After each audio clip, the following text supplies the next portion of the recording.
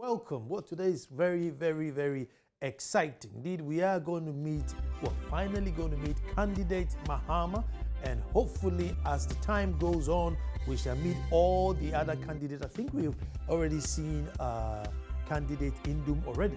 However, GTV is now put together. There was this debate and all the parliamentary candidates or the presidential candidates had one reason or the other not to attend. Either they were busy, they didn't trust the platform, or just didn't like how things were going, and so they were not going to turn up for the debate. I must say I am on the school of thought of Professor Jampo that under no circumstance should any presidential candidate tell us whether they're going to come for an interview or not. It should not ever happen. We, the citizens, should empower ourselves to the point where even if we call a meeting, an interview at 12 a.m., if you want that job and all the perks that come with it, you make yourself available.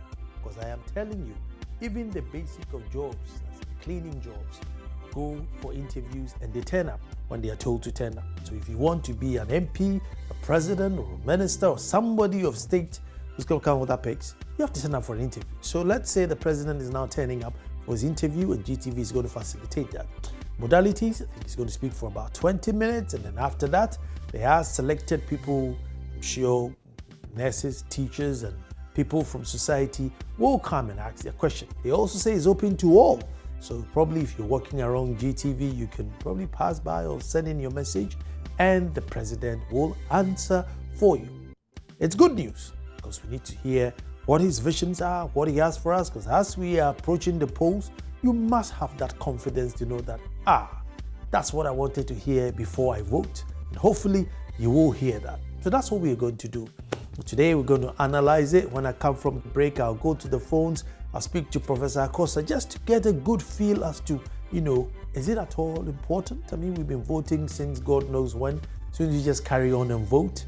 My name is Nana Sakwal the Fourth. This is PM Express. Don't move, I'm coming straight back.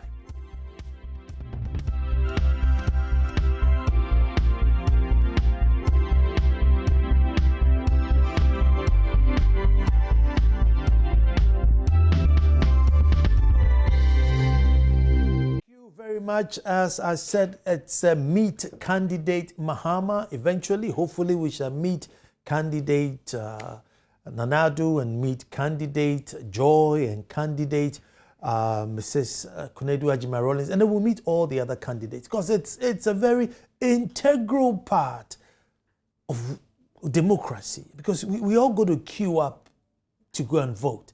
Then you must have a reason why you're going to vote other than just the party color or the tribal color or the religious color. There must be something else. And therefore, this interview should be fine where you ask your questions, or they tell you something that you want to hear. But let me go straight to the phones and speak to Professor Bedu Ajiman-Kosa, a noble statesman, and get his views on this issue.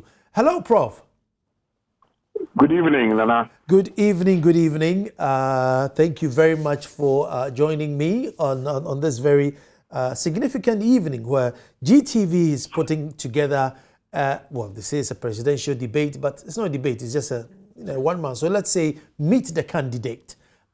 What's your general take on it? Well, I think that, Ghana is evolving in democracy. One of the things that I think we have emulated from the American system is to have a presidential debate where, the candidates appear on the same platform and have questions asked and at least create a little banter between them. Unfortunately, this year it appears as if the style has changed and it's a one-to-one with a candidate, but at least it is participatory, and therefore there are questions coming from civil society, organized labor, etc., etc. I think the whole essence is, to watch a candidate answer questions and be able to judge from the approach and the questions answered whether you think that this is how you want your president to be. Most people, I am sure, by now have made up their minds based on whatever is happening in terms of the campaigning strategies and manifestos, etc., etc. But there certainly will be floating voters who probably looking at a debate and watching the demeanor and everything might decide that, yes, maybe this is my candidate. So it will be interesting to see what happens. It will definitely be interesting, and being whispered that in the next probably 1 minute or 2 minutes we'll be picking the feed from GTV. But Prof, the other thing is this year the candidates were, quote unquote, if I may say, bluffing. You know, I don't have time, I don't trust the platform, I don't trust the organizers. I mean, should they be in the position to tell us whether they will come for this debate or not? Or do we have the right to say, look, we're giving you the job and come for an interview? Unfortunately not. You see, the thing is that, again, this is where, for me, it surprised me a bit. IEA has done this all along, but I suspect that people are looking at IEA, their background and associations and relations, and impugning certain politics into it. You know, it was interesting to hear that the national NCCE also wanted to do it. Whatever it is, I think that prior to, this is one of the reasons why some people have always felt that there must be a political season. You know, Ghana, unfortunately, we've done politics the last 4 years. The very day that we voted and the electoral commissioner came out, we started the next season of political strategizing or campaigning or fighting for that seat. But at least I believe that we should do 3.5 years of solid development. If you cannot contribute to the development agenda, then you keep quiet. So that we have 6 months of politicking, by which time the standard of the debate and whatever platform that we're going to engage for the debate has all been finalized and agreed. And I don't think that it is for somebody to say, I will not do it. I can't see that happening in the U.S. presidential debate. So why should it happen here? What should be the way? Do we empower the citizens, or do we? I mean, how do you resolve this issue? Do you empower the citizens to let them to know, listen, nobody has the audacity to tell you that, or do we convince the candidates that, listen, you're out of order? Well, I mean, the fact is that if civil society and all of us are excited about it, it will be very difficult for a candidate to say, I'm not going on the platform. I think it is important that all of us as Ghanaian citizens also speak to the issue, that we want that debate because we want to see the interaction between the candidates. We want to see the banter. We want to see who is reacting to what style and how one judges a question and attempts to answer it. And when they are all on the same platform, I think it introduces a certain, should I say, critical point, demeanor, and everything. And I think that must be good for our democracy. And I think we should all be out there insisting that there must be a platform. I think that the whole thing, and I wish that this is something that, you know, it can be, why not NCCA together with GTV? We're always, whatever.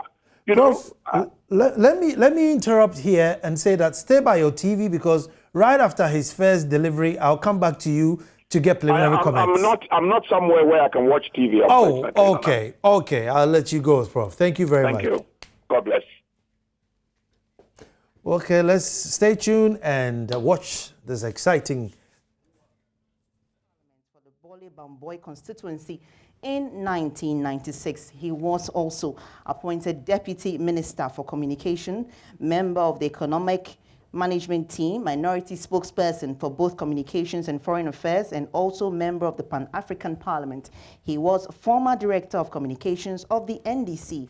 He is a man of many talents and committed himself to fulfilling the vision of creating a better Ghana by focusing on job stability and development.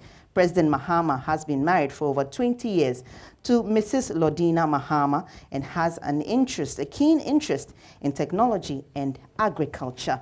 Ladies and gentlemen, with a rousing applause and a standing ovation, I have the honor and privilege of introducing to you the presidential candidate of the National Democratic Congress and President of the Republic of Ghana, His Excellency John Dramani Mahama. Welcome, sir. Thank you very much for coming. Thank you very much, ladies and gentlemen. You may have your seats.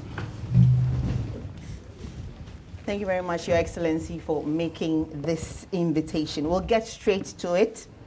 Your Excellency, you have 20 minutes within which you'll be telling Ghanaians some of the key policies you intend to roll out if you get the opportunity to remain in the Flagstaff House come January 7, 2017, and the clock starts. Thank you very much, Selikam, yeah? Yes, please. Yeah, I'm most grateful. Let me thank you for giving me the opportunity to reach such a wide audience, you know, in the run-up to what is a critical election for Ghana. I want to congratulate the staff and management of GBC for a good job. I have been associated with this corporation for some time, especially when I was Minister of Communications. And I'm happy to be back here after so many years in the station of the nation. Thank you very much, Your Excellency. A round of applause for GBC. I had to take that. But above all, I wish to thank the Ghanaian people for the opportunity to serve as their president over the last term of office.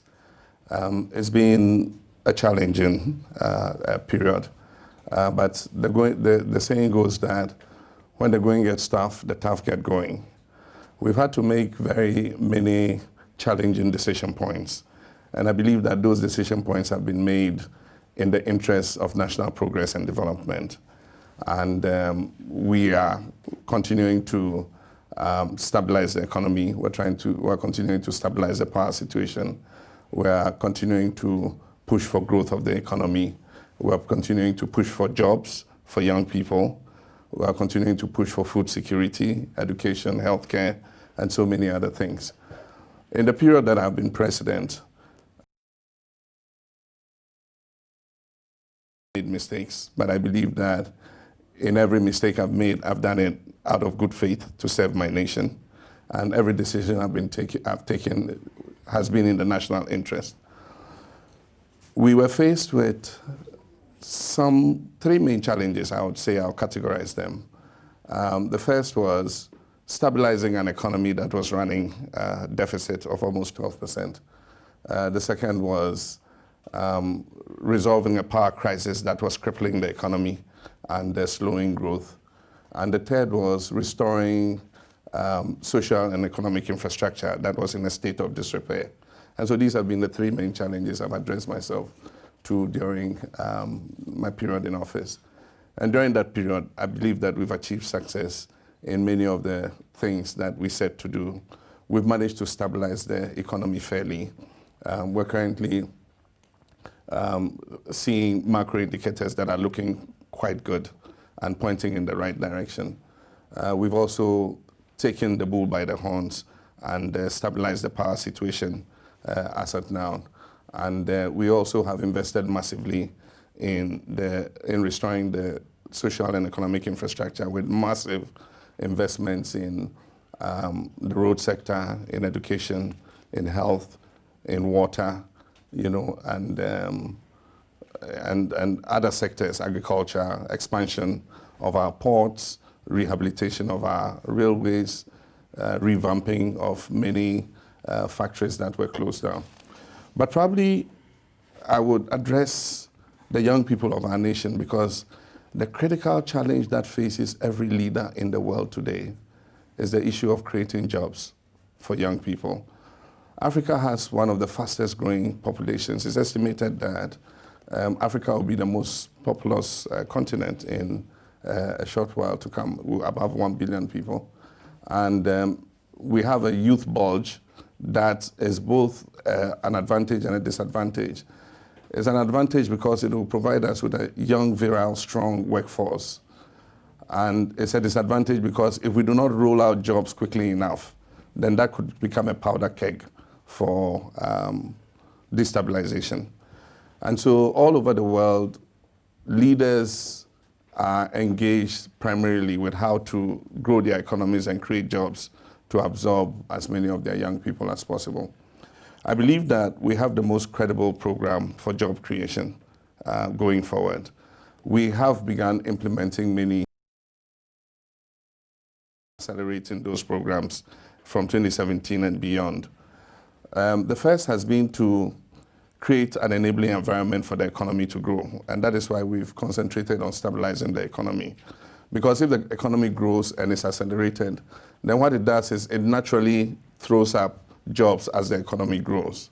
And so that's the first. The second is when the private sector has a stable macro environment and the economy is predictable, then it creates a conducive environment for the private sector to grow.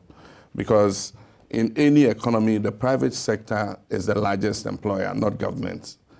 Most of our young graduates come out hoping to get a job with government, but government's ability to employ is very restricted.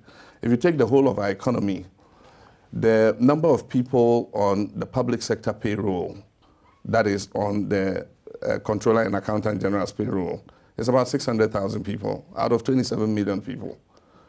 That is all the teachers, the doctors, the nurses, ourselves, the president.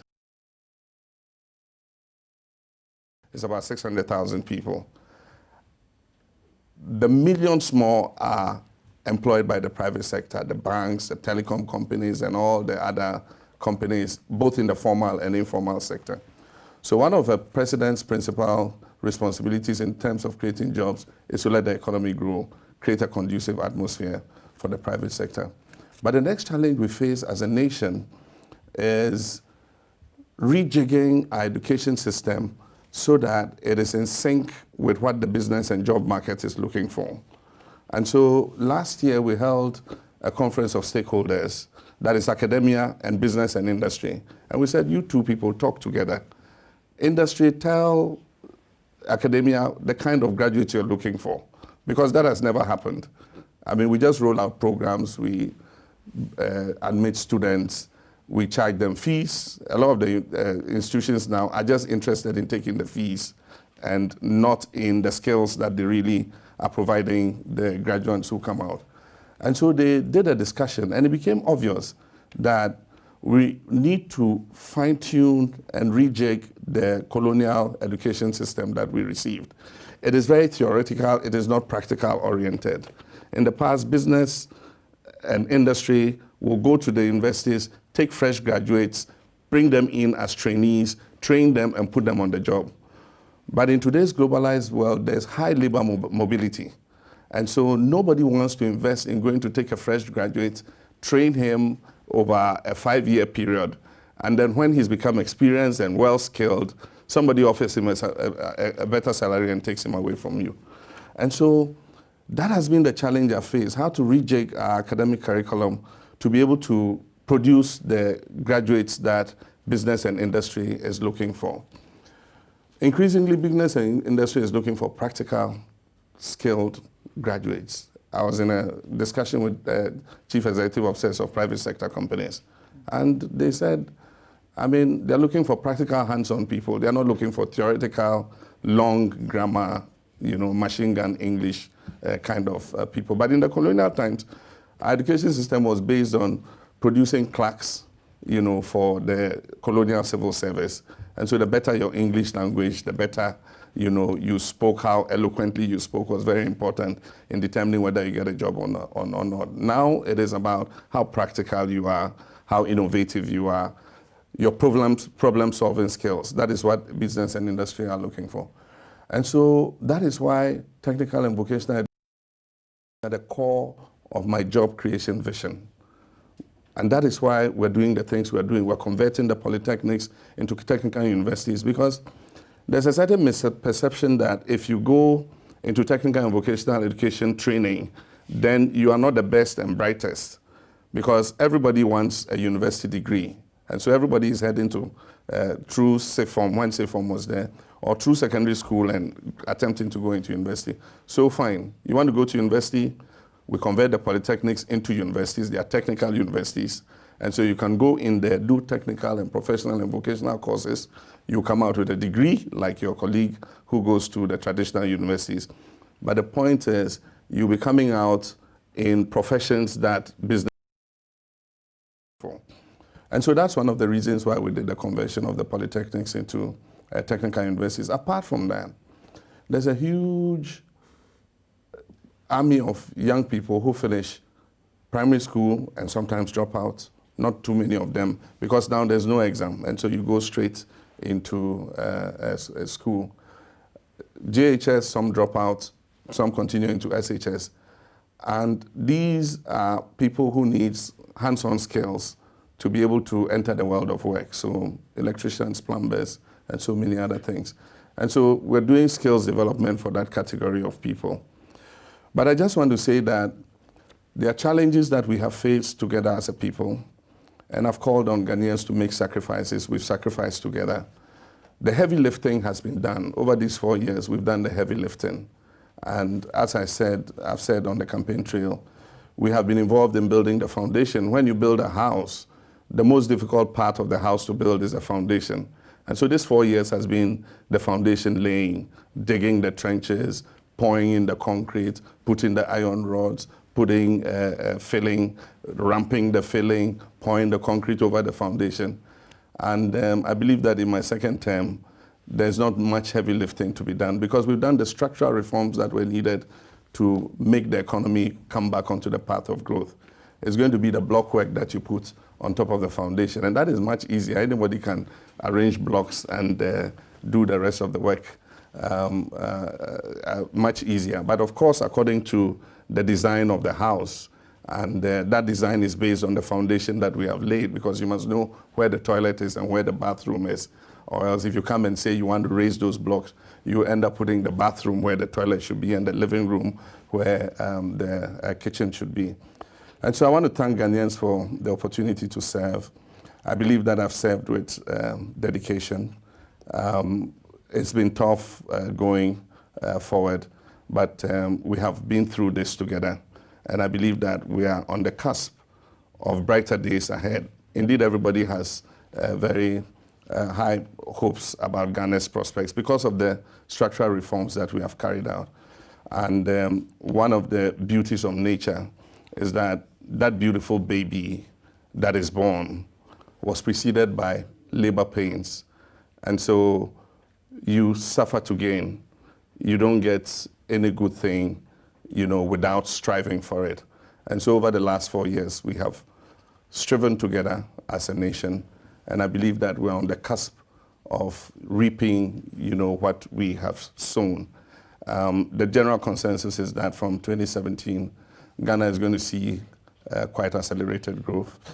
And if you look in our manifesto, with some of the things that we're doing, we are confident that we're going to take Ghana to the next level, create more jobs for our people, improve food security by increased agriculture, continue our strong investment in public works, because public works stimulates the economy and creates jobs in itself. And after you have finished the public works, it also creates opportunity for jobs and growth. And so let me thank you again for having me, and to thank your audience, and to thank the people of Ghana for the opportunity to serve as their president. Thank you. A round of applause for the president.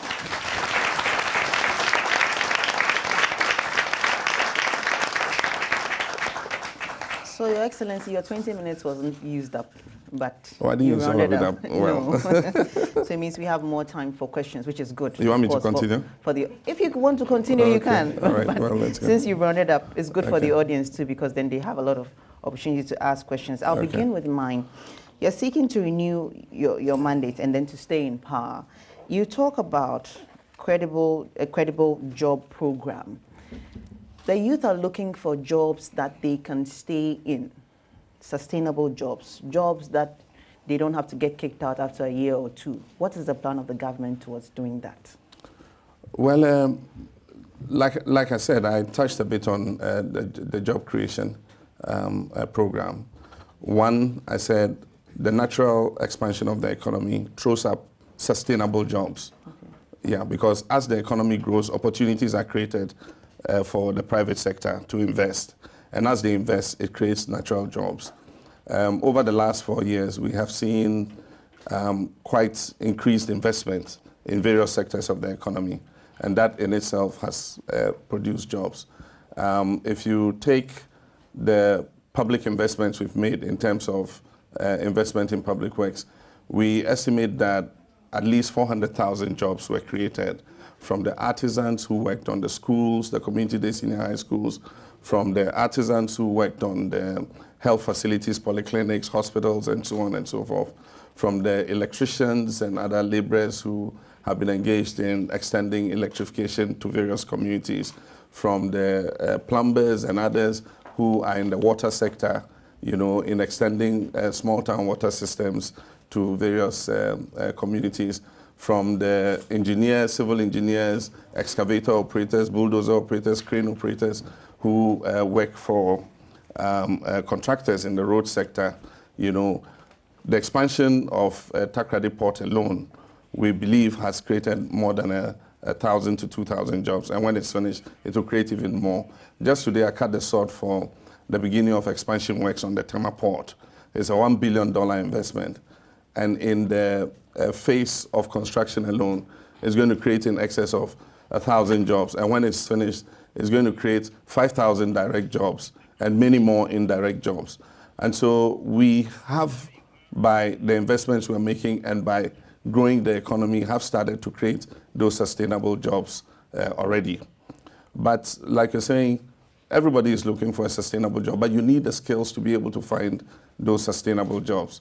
And that is why the skills development component and the human resource development component is also very important.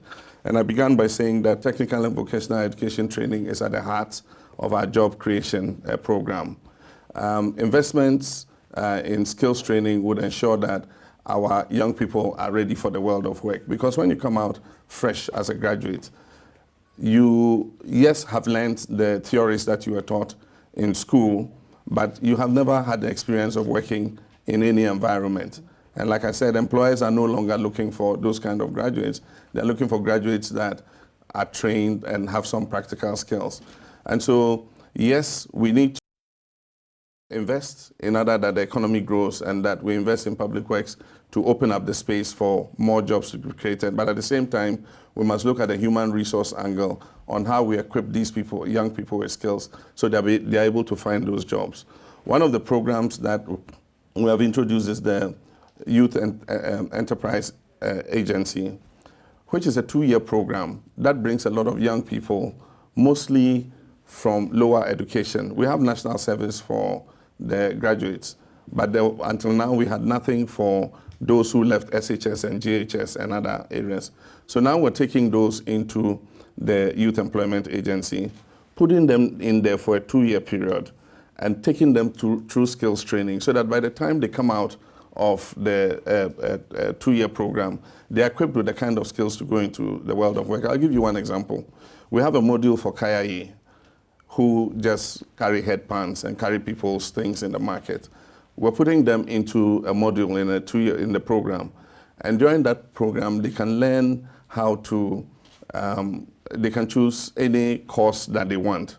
And they would learn those skills either in dressmaking, in fashion and beauty, or in actually any course they want. There's no restriction. And once they have acquired those skills, they come out and they're ready to go into the world of work or to become entrepreneurs of their own. And so what we do is set them up and let them go into the world of work. There's also the Youth Enterprise Support Initiative, and that was a presidential initiative. We started it off with a seed money of 10 million Ghana cedis, and that has been one of our more successful programs, creating the confidence in graduates that you don't need to be an employee. You can be an employer, because the small and medium enterprise sector is a sector that will drive the economy and create more jobs. And so the Youth Enterprise Support Initiative requires that you bring a proposal, it is looked at. If it's found to be interesting and feasible, then you are helped to develop it into a proper feasibility study. You're giving training in management, you're giving training in keeping books of account, and then you're giving assistance in the form of equipment if you need it, and some capital to start up your business. And there are many success stories that I have seen. On International Youth Day, I went to the workshop of this young, he finished DHS, he didn't continue. He went and learned metal fabrication, and he started a workshop with his brother. And he was producing steel chairs, gates, for houses and things like that. But he didn't have the equipment. And so every piece of metal he needed to mold or fashion, he had to take to somebody's workshop, pay the person to use his machines to mold them for him. And that was all that was lacking. And so the Youth Enterprise Support Initiative bought him 5 major equipment he needed for bending, for molding, for welding, for joining, and others. And today, from just working with his brother, he employs 5 additional people, and he pays them. And he's producing gates, he's producing burglar proofing, he's producing steel chairs, and so many other things. This is a success story. I mean, this boy would have been in the labor pool looking for work. Today, he's employing 6 people. Right. And so there are many examples I could give you, but like I'm saying, as the economy grows, jobs will be thrown up, but we need to prepare our young people so that when those jobs come before them, they're able to take the opportunity. There's the example of the oil and gas sector. There's a new sector that has come, and it's demanding huge numbers of people. Because of our local content policy, a Ghanaian company won the contract to fabricate tubular pipes, which were going to be laid somewhere in the sea. And it needs precise, efficient welding. And so they were looking for certificated welders. There's what they call the American Standard certificate in welding. They were looking for people who had that certificate. They found only 60 of them. They wanted 300. They found only 60. And so they had to recruit other persons who had basic knowledge in welding, take them back into training, and train them to the level of efficiency they want, and put them onto the job because they had a deadline to meet in terms of producing those pipes. And so those are the circumstances that present themselves. And if our education sector is churning out graduates and people who do not have the skills that business and industry is demanding, then they cannot find sustainable jobs. And that is why human resource, investment in human resource, skills training and retraining, technical and vocational education training is very important. Right, I'd like to take your comments on this. You talk about creating a sustainable economy, but when you hear people say that they don't have money in their pockets, what would you say to them? The fact of life is you can only have money in your pockets if you work and earn it. And so there's no magic to put money into people's pockets. What we need to do, and that's why government is investing as much as it's investing, to try and provide our people with the skills that they need to enter the world of work. If you sit at home and you don't take advantage of the opportunities, money is not going to magically come and appear in your pocket, or nobody's going to come to your house and say, put this in your pocket. You have to come out and take the opportunities that present themselves, learn a skill, go into the world of work, and you'll be able to put money in your pocket. And so what government is doing is investing to create the situation so that as many of our people can take their opportunities as possible. And so we're doing this in all sectors. In agriculture, if you take cocoa, cocoa has become a very important occupation for our people. Before, the mindset was that it was only our old grandfathers and mothers in the villages who worked on cocoa farms. Today, you should see the young people who are going and acquiring land and planting cocoa. Because one, they are hybrid seedlings that begin producing in 4 years, and two, the price is good. And so people are going and establishing cocoa farms and working on cocoa farms and making more money than they would have made if they were working in an 8-to-5 job. And so opportunities are opening up in all sectors, but nobody is going to come and put that salary in your pocket if you don't take advantage of the opportunities that exist, to be able to find a job and be able to do work and earn money. And of course, as we grow the economy, it ensures that our GDP per capita goes up. It ensures that there's more money available in the system, and it will come to those who go and seek it. And so government has been investing, our economy has been growing respectably. We are looking to accelerate that growth to above 8%. And I'm sure that once the economy is growing that fast, it will create more jobs. In the ICT sector, I opened the Accra Digital Center. It has the potential to produce 12,000 direct jobs. But then, if you sit at home and there's no money in your pocket and you don't take advantage of the Accra Digital Center, we are encouraging startups to come and set up there to produce apps. And before I opened it, there was an exhibition, and I was amazed at some of the things our young people can do. There were young people who had created all kinds of apps. There was one of them I saw that I've forgotten the name of the app, but it just provides more convenience on your mobile phone. You press it, and it tells you all the events that are taking place all over the country. And so if you want to go to a film show, you want to go to something, you just press the app, and it will tell you there's this movie here, there's this dance here, there's this cultural event here, there's Miss Ghana here, there's that there, and then you can decide where you can even book online your seats, you can pay for the ticket using your app. And so we have such talents. And government is going to make sure that we create the opportunity for our people to be able to take advantage of it. We're reviving all the industries that collapsed because we cannot continue exporting our jobs. We're adding value to our products instead of exporting them in the raw form. 2 days ago, I opened the second largest gold refinery in Ghana near the airport so that we can refine our gold before we export it instead of exporting the raw bullion. And that is going to create 300 jobs. Aside from that, the Kumasi shoe factory was closed down. We used to import every single piece of our security boots from abroad. Today, the Kumasi shoe factory is producing boots for our immigration service, for our police service, for our military, and so on and so forth. It's employing 200 young Ghanaians. We've revived the Commander Sugar Factory. It's Ghanaians who are going to be employed there. And in the outgrower scheme, that it's needed to supply it with sugarcane. We're looking at 7,000 farming outgrowers who would supply this factory with sugarcane, have a ready market for their sugarcane produced. We are looking to revive the Aboso glass factory because every single piece of glass in this country is imported, from louver blades to drinking glasses to beer bottles to, every single piece of glass. And yet we have the silica sand here in Ghana. We have the factory, the Aboso glass factory, and we just need a PPP to revive it and start producing, for instance, beer bottles. If we started producing beer bottles, considering the amount of beer we drink in this country, the bottles that get broken, we don't have to import it from anywhere. Considering the housing market, the sliding windows and things, the glass can be produced here. Mirrors that we look in to see how our faces look every morning are all imported when we can produce them here.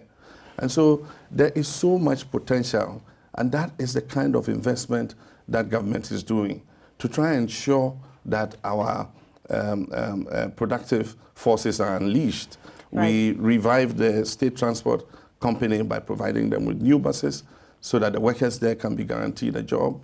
The Temoil refinery was in a state of shambles. Today we have revived it. Temoil refinery is working efficiently and providing petroleum. We're even looking at expanding the refinery to 100,000 barrel a day refinery. So a lot of investment is going into the productive processes of this country in order that we can throw up more jobs for our people. Thank you, Excellency. I'm sure the audience is itching to ask you questions. This is the time that you all have been waiting for. We also have an audience from Cape Coast that will be joining us with their questions. Let me just state some rules here. Each institution is allowed one question. You mention your name, your institution, and then You go ahead with your question. Try to be brief as much as possible. No preambles as much as you can. We'll be depending on your cooperation to ensure that this question and answer segment goes just as planned. We'll take 2 questions from our audience here and then go over to Cape Coast for 2 questions as well. And the president will answer those questions and then we'll take the next. So I'll invite my colleague Abdul Haimumin here. He'll be coordinating the questions. Abdul? Thank you very much, Silicon. You look like you have a question for the president. I do. Your Excellency, I have been listening to you. During one of your campaigns, I clearly heard you talk about graduate unemployment, and you did indicate that there are 50,000 graduates who come out of the various universities each year. Per my calculations, in the next 4 years, if you are given the nod, that number will increase to about 200,000 students who would have graduated from universities. You have also, and correct me if I'm wrong, appeared to put the blame at the doorstep of the gap between industry and academia, and that you are putting in measures to address this gap, but you didn't give us timelines. Within the 4 years that you expect to be voted as president, are we going to see some results? I think what I was referring to, I was speaking to students, and I was talking about employment. And what I was saying was that we should introduce more guidance and counseling so that our young students going into institutions of learning know what the job prospects are for them when they come out. Because there is saturation in some professions. The academic institutions are producing more graduates in those professions than the economy can take presently. Of course, as the economy keeps growing, it will keep absorbing, but then it means that your waiting time to get employed is longer. I gave the example of myself. I studied history for my first degree, and so realistically, I would have had to queue and become a teacher, teach history in school or something. But then I thought, I mean, how could I enhance my prospects of getting a good job or getting a job? So I looked, and I thought, I was a teacher for a while, I thought, you know, and then I was looking for some other thing to do. And I decided to go back to university and do a postgraduate in communication studies. And I guess that is what has brought me to where I am today. That is what has made me where I am today.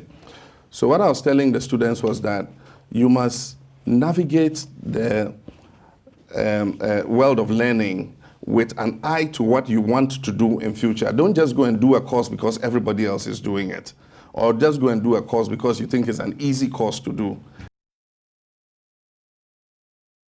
So everybody is going and doing it, and they're producing more than the particular profession can take. And so your prospects of getting a job are less. And it doesn't relate only to Ghana, it relates to many other places. And even the advanced world, if you option, you will find that more people have taken the easy course option. And so your ability to find a job are limited. And that's the point I was trying to make. We're not just sitting with our arms folded, you know, in respect of creating job opportunities. That's why I've been at pains to talk about the investments that we are making. Yes, the number of tertiary institutions has increased, and the number of young people coming out of tertiary institutions is increasing. And that's what I'm saying. One of the things we're trying to do is to change the perception about technical and vocational training, because as the economy grows, more jobs are being thrown up in that sector than in the traditional humanities area that all of us did. And so we must look at those new areas, look at ICT, look at oil and gas, look at technical, science, engineering-based courses. That's the point I'm trying to make. Thank you very much. And so over the 4 years, we will continue to invest in job creation. But at the same time, it must, our students' ability to get employed will depend on whether they are going in the right direction where they are easily employable, or they're just taking the same traditional courses that we and our fathers took. That is overbooked. That's the point I was making. Thank you very much. I believe our audience in Cape Coast, some of them are ready to ask questions now. So let's go over to Cape Coast. And once again, because of technology, there will be a few seconds delay there, but we'll go over to Cape Coast in the next few seconds. And when we do, we'll take questions from those who are watching this program live from Cape Coast. Over to you, our people in Cape Coast.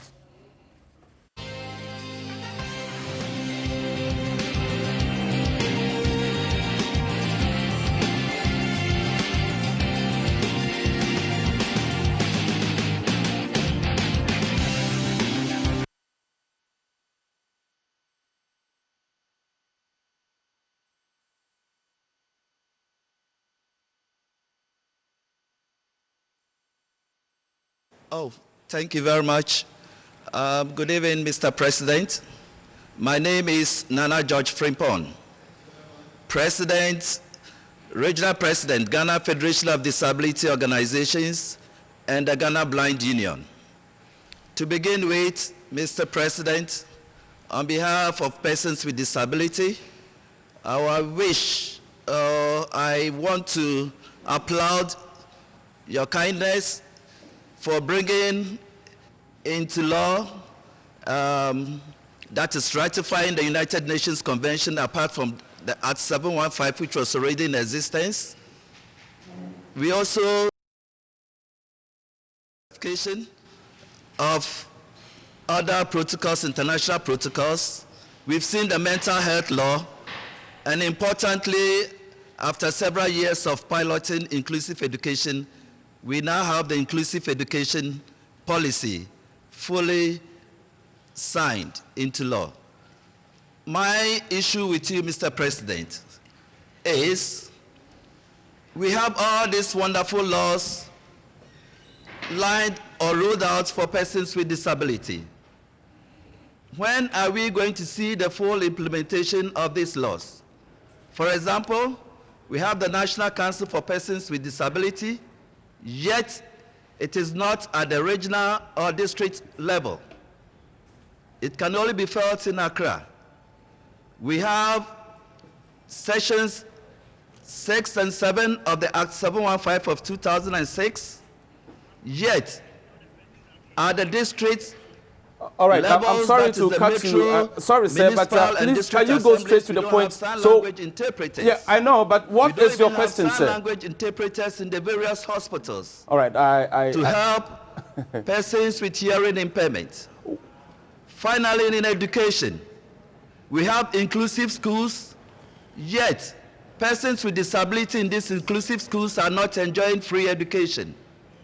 The education that is supposed to be free for them is not happening. When are we also going to have the Marrakesh Treaty ratified? Thank you very much. We'll move to the next. Thank you, sir. Your question is clear now. We'll come straight to the studio. We'll stand by another person, and we'll take some questions from the studio. I'll start from this angle. You mention your name and the institution you represent, and then please, no long preambles, just go straight to the question. Thank you very much. I'm Harry Agbanu, University Teachers Association of Ghana, President. Right. Mr. President, thank you for your presentation. I have a question, just one question. Do you think that tertiary educational institutions need autonomy to effectively and efficiently operate?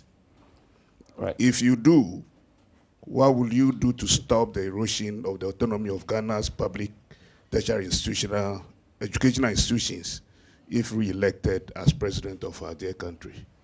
Right, thank you very much. We'll take one more question if there's any from this angle. Otherwise, all right, so there's a gentleman here. Let me just hand over the mic to you. Quick. Thank you, Your Excellency, Mr. President. I'm Mike Aluti, the chairman of GVC Workers Union, well represented here. Mr. President, thank you. Just associated with GVC, but I want to tell you, took painstaking activity for us to have this program well organized as you are seeing. Can you go straight to the point, sir? I am. Thank you. Thank you. As you drive in, Mr. President, you saw some red flags out there. It's a sign of our grievance against GBC board. We have done everything possible to draw your attention. So this is an opportunity I want to bring bear, Mr. President. The issues have been made bare and been forwarded to the office. What are you doing to ensure that this board of directors are not only dissolved, but proper audit is conducted in GBC and published for the world to know the outcome of the report? Thank you. All right. Thank you very much. Selikem? Right. So, Your Excellency, you have 3 questions. Yeah. First, the one to do with the disability law, the full implementation of that one, and then free education as well for persons with disability. Then the next one from UTAG, asking about whether tertiary institutions need autonomy, and the final one from the GBC Workers Union about issues concerning their grievances here at GBC. Yeah, okay. Thank you very much. I just want to say that estimates are that nearly 10% of our population suffer from one disability or the other. And so it means that over 2 million of our compatriots have a disability or other. And that is why issues of disability must be taken very seriously. And under this government, we have tried within the constraints that we have for persons with disability as possible. There have been, like he said, there have been treaties that have been pending. We have sent all of them for ratification. And I wish to inform the questioner that the Marrakesh Treaty has been ratified. I personally made sure that it was ratified. It has to do with ensuring that persons who are visually impaired have enough material of public documents so that they also know what is happening in the country. I've made sure of that, and so we've ratified it. Aside from that, we have worked to try and include all our compatriots with disability in living a normal life, in being able to go to school. And that is why we've done the inclusive education policy, so that they're able to go to school normally like everybody else. There are many homes and rural communities where children with disability are hidden. And so you find that it's time to go to school and they don't appear because they are kept at home, and they believe that because they are disabled, they don't go to school. And so we're trying to get them to change that. And that's why I have moved the function of social welfare, which includes disability, to the Minister of Gender, Children, and Social Protection. Because that ministry, I believe, can specialize and focus more on disability issues than employment and social welfare. Employment has to deal with industrial disputes and things, and so often issues of people with disability gets buried under all the more urgent GBC red bands and things, you know. And so getting a more caring ministry was one of the first actions I took. And so I believe that where I've positioned it, it will get more attention. Aside from that, we've increased the share of the common fund that is going to persons with disability under the DACF. In the last budget, I increased it by another 30%, so that that share of money that is going to persons with disability can be used to improve their welfare. That fund can be used for a lot of things. It can be used for scholarships for persons with disability. In some areas, they're using it very well, and you find that you go to a district and persons with disability are happy with the way things are going. In other places, the money is just shared amongst them, and everybody goes and spends it, and that's the end of it. And so if this fund is used in a more judicious manner, it will improve the welfare of people. We're also encouraging employees not to create a barrier to employment because a person is disabled.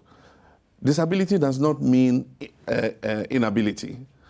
Disability, I mean, I've worked with a minister who is visually impaired. I appointed him, and there were even some prejudices, old cultural prejudices. They said some chiefs were not supposed to see a blind person or shake a blind person. And I said, well, that's the minister I have. And that is your ministry. If you can't see a blind person, then it's your problem, you know. And he's worked. He's done his work as efficiently as any person. He's in cabinet. We make sure he has everything he needs to perform his duty as a minister in cabinet. And he's performed as well as any of my other cabinet ministers. Aside from that, we're actioning the Disability Act.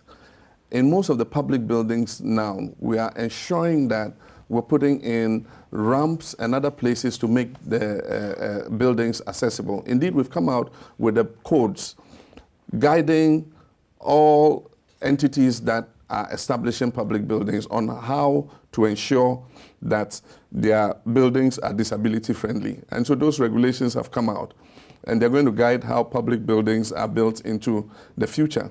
The difficulty has been how to adapt existing old buildings that were done without them. You need engineers and architects to take a look at every single building and see what can be introduced to make them more accessible. And so those are some of the difficulties we have. You cannot implement all the treaties overnight, and certainly not in a 4-year period.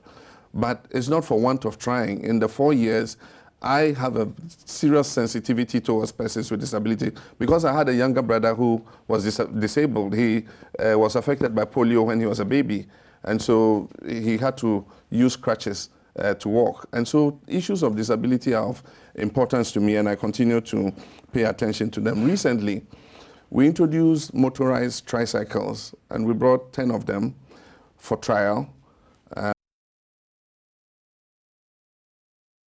That we have told the Federation of Disabled that we will make available to persons who are physically challenged so that they have more freedom of movement. They're able to go, wherever they want without the restrictions of only using a wheelchair and so on and so forth. In our public transport, I've ensured that all the new bus services we're introducing have disability ramps to make them more accessible. So if you look at the new BRT buses we've brought, the bus can lean more to the side and open a ramp so that a wheelchair can be brought in. We've reserved 2 seats in every bus for persons with disability.